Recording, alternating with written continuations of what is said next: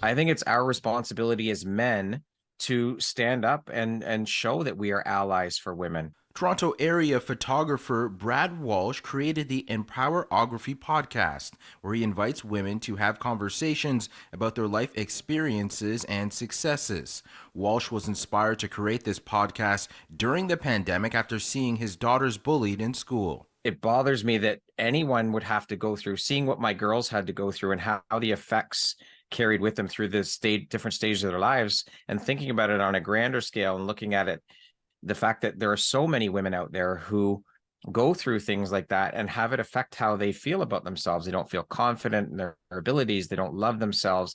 They don't have confidence in themselves. And I just wanted to provide a safe space for women to be able to share their stories, to have their stories be heard throughout the world. Over its 250 episodes so far, the podcast has featured speakers from all over the world and from many professions and backgrounds, including life coaches, CEOs, and authors, for example. In general, how do you maintain your vulnerability?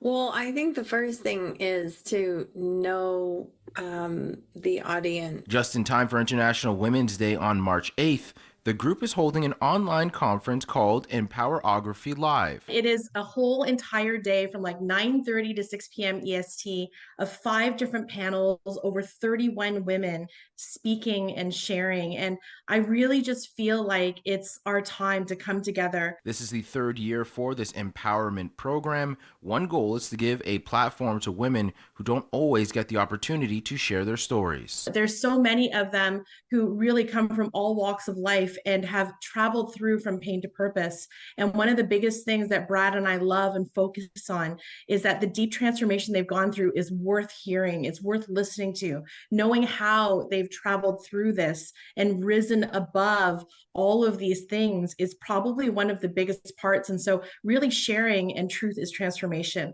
And that's really what we focus on during this conference. In Toronto, I'm Brandon Rowe for City News.